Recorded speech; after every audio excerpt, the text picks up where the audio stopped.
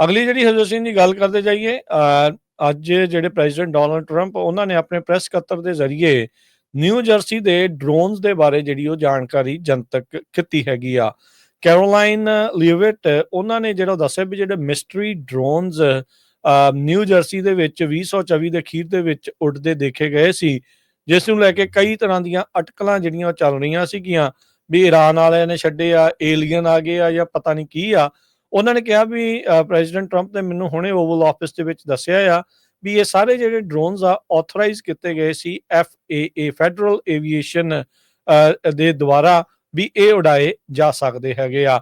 ਸੋ ਕਹਿੰਦੇ ਵੀ ਮੈਂ news directly president ਤੋਂ ਜਿਹੜੀ ਉਹ ਤੁਹਾਡੇ ਨਾਲ ਜਿਹੜੀ ਉਹ ਸ਼ੇਅਰ ਕਰ ਰਹੀ ਆ। ਸੋ ਕਹਿੰਦੇ ਵੀ ਇਹ ਰਿਸਰਚ ਤੇ ਸਟੱਡੀ ਦੇ ਲਈ ਇਹਨਾਂ ਡਰੋਨਸ ਨੂੰ ਉਡਾਇਆ ਜਾ ਰਿਹਾ ਸੀਗਾ।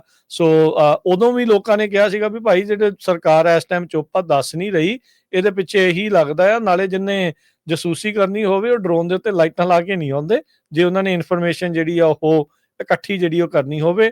ਇਹਨਾਂ ਨੇ ਦੱਸਿਆ ਵੀ ਬਹੁਤ ਸਾਰੇ ਜਿਹੜੇ ਡਰੋਨ ਆ ਉਹ ਜਿਹੜੇ ਹੌਬੀਇਸਟ ਆ, ਰੀਕ੍ਰੀਏਸ਼ਨਲ ਤੇ ਪ੍ਰਾਈਵੇਟ ਇੰਡੀਵਿਜੂਅਲਸ ਜਿਹੜੇ ਡਰੋਨਸ ਉਡਾਉਣ ਦੇ ਸ਼ੌਕੀਨ ਨੇ, ਉਹਨਾਂ ਦੇ ਵਿੱਚ ਉਹਨਾਂ ਦੇ ਦੁਆਰਾ ਜਿਹੜੇ ਇਹ ਡਰੋਨਸ ਉਡਾਏ ਗਏ ਸੀ। ਕਹਿੰਦੇ ਵੀ ਕਰਿਓਸਿਟੀ ਦੇ ਨਾਲ ਜਿਹੜੇ ਸਮਾਂ ਪਾ ਕੇ ਚੀਜ਼ ਜਿਹੜੀ ਆ ਮਿਸਟਰੀ ਆ ਇਹ ਬਣਦੀ ਗਈ, ਪਰ ਇਹ ਐਨਮੀ ਦੇ ਨਹੀਂ ਸੀਗੇ। ਸੋ ਟਰੰਪ ਹੁਣਾਂ ਨੇ ਇਸ ਚੀਜ਼ ਬਾਬਤ ਦੱਸਿਆ ਵੀ FAA ਦੇ ਹੀ ਦਿਸ਼ਾ ਨਿਰਦੇਸ਼ਾਂ ਹੇਠ ਨਿਊ ਜਰਸੀ ਦੇ ਜਿਹੜੇ ਡਰੋਨ ਆ ਉਹ ਉਡਾਏ ਗਏ ਸੀਗੇ।